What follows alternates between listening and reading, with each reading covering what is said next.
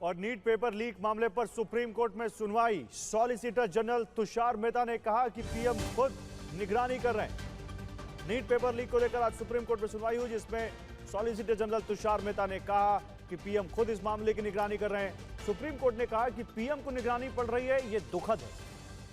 आपकी निगरानी के बावजूद यह घटना घटी, सुप्रीम कोर्ट ने टिप्पणी की। सुप्रीम कोर्ट ने कहा कि यह बेहद ही संवेदनशील मामला है। पेपर लीक कैसे हुआ, यह हकीकत सामने आनी चाहिए। जब तक जवाबदेही तय नहीं होती तब तक समस्या का हल नहीं होगा। सुप्रीम कोर्ट ने केंद्र से हलफनामा दायर करने को भी कहा है। इस मामले की पूरी जांच सीबीआई कर रही है। सीबीआई के डायरेक्टर भी आज सुप्रीम कोर्ट में थे, उन्होंने भी वहां पर जानकारी दी और बताया कि कितने लोगों की गिरफ्तारी हुई है। इस बीच हमारे संवाददाता पीयूष पांडे भी हमारे साथ जुड़ चुके हैं ज्यादा जानकारी के साथ। पीयूष, सुप्रीम कोर्ट ने सख्त टिप्पणी की और कहा है कि जिस मामले की सच्चाई सामने आनी चाहिए और आपकी निगरानी के बावजूद ये मामला सामने आया, पेपर लीक हुआ, ये दुखद है। बताइए अब वहां पर क्या हुआ आज? बिल्कुल गौरव, देखिए इस मामले में चूंकि उच्चाधिकार समिति का गठन पहले ही किया जा चुका था और वो समिति अपनी सिफारिशें एनटीए को दे चुकी थी और एनटीए ने अपने हलफनामे में ये साफ किया कि वो सिफारिशें लागू कर चुका है। तब डॉक्टर राधाकृष्णन जो उस समिति के अध्यक्ष हैं, उन्होंने यहाँ पर दलीलें पेश की। तब कोर्ट ने ये कहा कि अगर सिफारिशें लागू हो गई तो आखिर ये कैसे हुआ।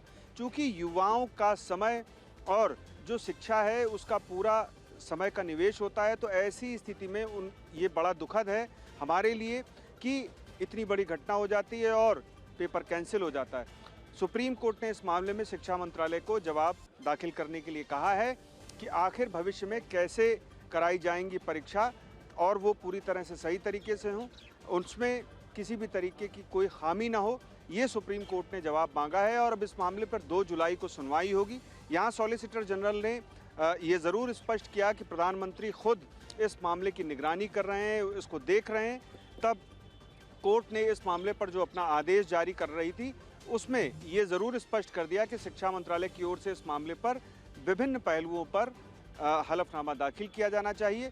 चूँकि ऐसी घटना 2024 से संबंधित जो आदेश था सुप्रीम कोर्ट का, उसको लेकर के सुप्रीम कोर्ट ये आश्वस्त करना चाहता था कि आखिर जो समिति हमने गठित की थी निगरानी के लिए, उसकी ओर से जब सिफारिशें की गईं तो आखिर ये घटना कैसे हुई। और यही वजह थी कि सुप्रीम कोर्ट ने इस मामले में सुनवाई की और अब इस मामले में शिक्षा मंत्रालय से ये पूछा है कि भविष्य में जो परीक्षा कराई जाएगी वो लीक कैसे नहीं होगी, आप क्या करेंगे और क्या कदम उठाए जा रहे हैं, ये सब शिक्षा मंत्रालय को बताना होगा। इसके बाद 2 जुलाई को इस मामले पर सुनवाई होगी। जी गौरव। ठीक है पीयूष, आपका बहुत शुक्रिया इन तमाम जानकारियों के लिए। अब देखिए इस मामले में अगली सुनवाई होगी, केंद्र को जो नोटिस दिया जा रहा है उसमें क्या जवाब केंद्र की ओर से दिया जाता है। लेकिन फिलहाल आगे बढ़ते हैं और युद्ध की तरफ बढ़ते हैं।